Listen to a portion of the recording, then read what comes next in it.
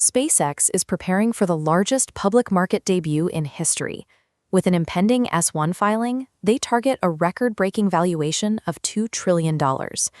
For the retail investor, that creates a frustrating bottleneck. You know a massive amount of capital is about to flood the sector, but you cannot buy pre-IPO shares of SpaceX directly. Looking for an immediate alternative, a lot of that sidelined money is pouring into Virgin Galactic. It is a highly visible, publicly traded space brand.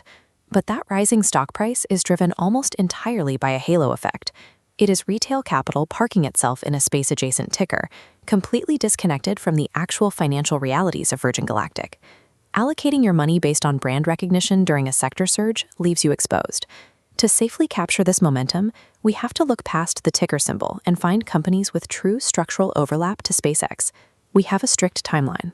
The anticipated target for the SpaceX listing, trading under the ticker SPCX, is mid-June 2026. When that happens, the market is going to undergo a severe capital rotation. The proxy money that temporarily propped up peripheral space stocks will rapidly drain out and redirect straight into the main event. Companies trading on momentum without the revenue to back it up will be left stranded.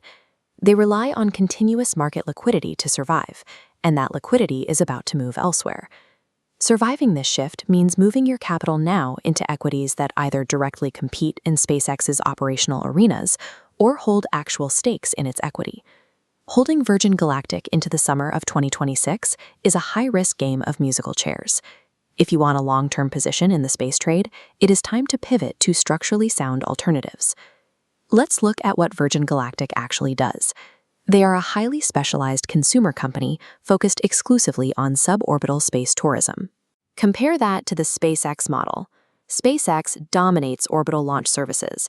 They secure massive defense contracts and deploy the global Starlink broadband network. They are building the logistical infrastructure of space, while Virgin Galactic is selling an atmospheric ride. This chart shows why that distinction matters right now. Virgin Galactic ended the first quarter of 2026 with roughly $251 million in cash and marketable securities, but they are burning through about $93 million every single quarter. That leaves them a tight operational runway of just 2 to 3 quarters. To fund their Q3 flight testing and late 2026 commercial flight targets, management relies on at-the-market equity offerings, diluting existing shareholders by over 50% in recent periods. Any timeline slip will further stress their balance sheet. Without a recurring enterprise revenue model or foundational utility, Virgin Galactic simply does not offer the economic stability needed to anchor a space portfolio. If you want an operational equivalent in the public markets, the closest match is Rocket Lab. Unlike the pre-revenue tourism operators, Rocket Lab has a proven, recurring launch business. Their Electron rocket is already reliably delivering payloads to orbit, and they are aggressively scaling up. They are developing the medium-lift Neutron vehicle to directly compete for the lucrative satellite infrastructure contracts that fuel the broader space economy. The trade-off here is straightforward. You get strong structural alignment with the picks and shovels model of aerospace logistics, but you have to accept the risk of competing directly against SpaceX's established dominance. For an investor prioritizing long-term exposure to the actual utility of space, Rocket Lab is structurally equipped to handle the upcoming market rotation. There is also a second, entirely different path, event-driven arbitrage. You can acquire direct financial exposure to the SpaceX IPO through a holding company. Look at EchoStar. They recently secured FCC approval for a $40 billion spectrum sale involving SpaceX and AT&T. As a result of that transaction, EchoStar acquired a substantial direct equity stake in SpaceX itself. If SpaceX achieves its $2 trillion valuation target, EchoStar's balance sheet will see an immediate windfall. The catch is that you also have to absorb the dead weight of EchoStar's legacy non-space assets to get that exposure. Alternatively, you can target the specialized infrastructure niche. Companies like AST, SpaceMobile, and Gilat are capturing market share in space-based cellular connectivity, leaning heavily into the enterprise communications model validated by Starlink. Both of these backdoor plays allow you to participate in the high-margin upside of the SpaceX ecosystem without taking on the massive capital expenditure risks of manufacturing orbital rockets. The public space sector is highly fractured. Treating it as a single monolith is a guaranteed way to misallocate your capital.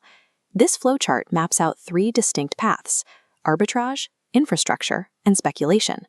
For pure financial exposure without orbital manufacturing risks, follow the arbitrage path to EchoStar. For long-term revenue from active orbital logistics, route down the fundamental infrastructure path toward Rocket Lab or AST SpaceMobile. Matching the underlying mechanics of the stock to your personal investment goal is your best defense against the coming sector rotation. That leaves the final profile, the speculator insisting on holding Virgin Galactic for short-term gains. Virgin Galactic is currently functioning as a high beta momentum tool. Its price action is dictated by general space sentiment, not by a foundational business model. If you are playing this volatility, you need a pre-planned exit strategy well before that mid-June S1 filing. Otherwise, your investment becomes exit liquidity for institutional capital rotating out.